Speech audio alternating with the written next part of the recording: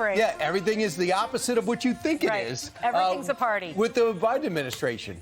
Borders set, economy soaring, and if you don't believe it, he'll yell at you. Yeah, yesterday we got the Consumer Price Index for August, comparing this August to last August, and it was higher than predicted. It came in at 8.3% year to year. It sent stocks tumbling, and look at the cover of the New York Post. Right, here it is right here, Dave. Party crasher, inflation rises, Dow falls. Dow fell like 4%, the most since 2020. But apparently, Wall Street had been listening to the administration where they're saying, we got things under control. Prices are going down. And people must have believed it until the Dow fell off the cliff. And literally, it actually did. Look at that. Close to 1,300 points. So yesterday was a really bad day to retire. And the S&P 500 lost more than 4%, and NASDAQ dropped 5%. So think about this. Is this any time to celebrate the economy and your success? Can we vote? The inflation and the Inflation Reduction Act. What an embarrassment. I mean, what you do is if you're the President of the United States, you get a fake COVID test and say, sorry, I'd like to have a press conference today, but I tested positive for the virus, because you don't want to celebrate and hail your economy and your inflation reduction package when inflation's at 8.3%. It is higher than anyone thought. Maybe plan the party the day after the numbers come out. How about that? Because then you can cancel it. Yeah, I mean, my goodness, you might as well have an Easter egg hunt, being that we're all together. And Joe Manchin could not be more embarrassed. He says everything's going to be great. We're going to reduce the inflation, but in turn, we're going to be able to invest in fossil fuels and work on permitting. And his whole plan's been sidelined because the Democrats were never on board with Chuck Schumer's deal. Well, unfortunately, Joe Manchin went along with it, and that's why we're in the predicament we're in right now.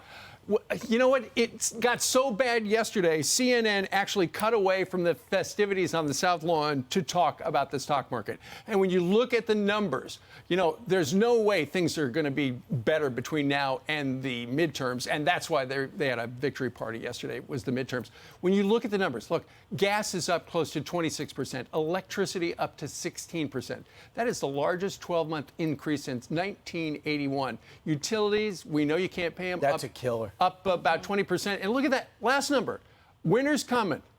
Fuel oil is up close to 70%. And that is going to just make this winter rotten for a lot of people. Gas prices have gone down, but these other energy costs that you just saw there on your screen, like electricity and natural gas, they have increased. So it's basically offset that relief that you're feeling at the pump. It's just not in your face like it is when it's the gas at the gas station, because you're driving down the street and you see those numbers in your face. But then you get that electric bill at the end of the month, and it's sky high. Electricity in August up 15.8% compared to last year. It's the biggest 12-month increase, like you said, since 1981. U.S. families have fallen behind on their utility bills, and they owe a collective $16 billion. But don't worry, James Taylor's here to sing us into safety and security. He was there at the White House. The last time we were asked to bring James Taylor out, it was after the bombing in France, when the President Obama at the time decided to watch football instead of go and express solidarity.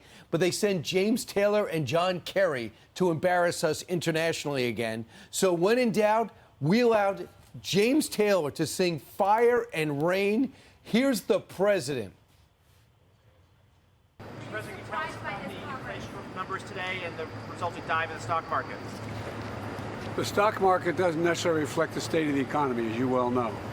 And the economy's still strong, unemployment's low, jobs are up, manufacturing's good. So I think we're going to be fine. Are you worried about the inflation number, though, sir?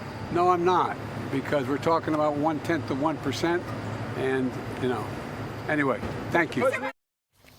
Yeah, it's at 8.3% overall, 0.1 of 1%, but you didn't count the fact that we're at 8.3% and holding with no retreat, which means up go rates.